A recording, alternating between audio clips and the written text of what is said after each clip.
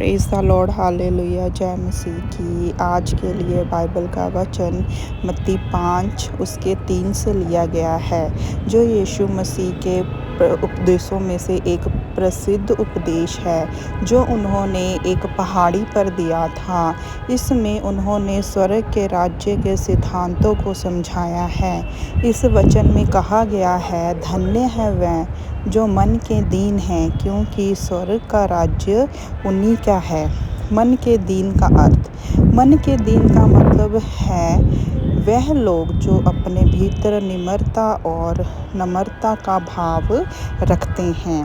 वह व्यक्ति जो अपनी कमजोरियों, कमियों और आत्मनिर्भरता की सीमा को स्वीकार करते हैं। ऐसे लोगों जानते हैं कि वह अपनी ताकत और योग्यता से सब कुछ हासिल कर सकते हैं और उन्हें परमेश्वर की सहायता और मार्गदर्शन की ज़रूरत है।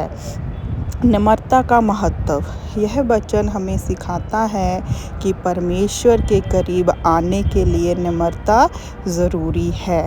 जब हम अपने भीतर के अहंकार और घमंड को त्याग देते हैं, तभी हम परमेश्वर की कृपा को प्राप्त कर सकते हैं। परमेश्वर पर निम्रता, मन के दीन वह लोग समझे जाते हैं जो अपने जीवन के हर पहलू में परमेश्वर पर निर्भर हैं। वह अपनी कमज़ोरियों को स्वीकार करते हैं, उनकी प्रभु यीशु की सहायता मांगते हैं। ऐसा करने से वह आत्मिक रूप से और मजबूत बनते हैं। स्वर्ग का राज्य, इस वचन में स्वर्ग का राज्य से आशय यह है, अंतः जीवन और आनंद से है, जो परमेश्वर के साथ जुड़ने पर प्राप्त होता है। परमेश्वर के साथ जुड़ने से हमें जीवन में आनंद प्राप्त होता है। जो लोग विनम्र और दीन मन के होते हैं, वह परमेश्वर की इच्छा को समझते हैं और उनके आदेशों का पालन करते हैं। इस प्रकार वह परमेश्वर के राज्य का हिस्सा बन जाते हैं। अहंकार से बचाव, इस वचन में एक महत्वपूर्ण संदेश दिया गया है कि हमें घमंड और आत्म प्रशंसा से बचना चाहिए। जब हम अपने मन को दीन बनाते हैं, तो हमारे भीतर दूसरों के प्रति सहानुभूति, दया और प्रेम का भावना आता है।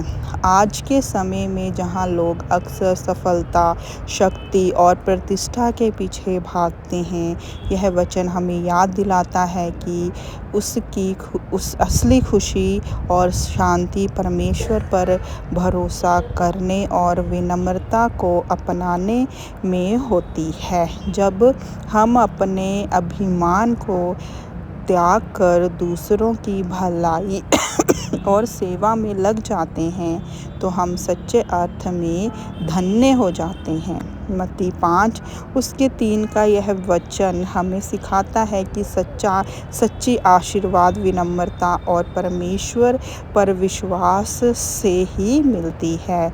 जो लोग अपने मन को दीन बनाकर जीते हैं, वह न केवल इस धरती पर शांति और संतोष का अनुभव करते हैं, बल्कि स्वर्ग के राज्य में भी उनका स्थान निश्चित हो जाता है।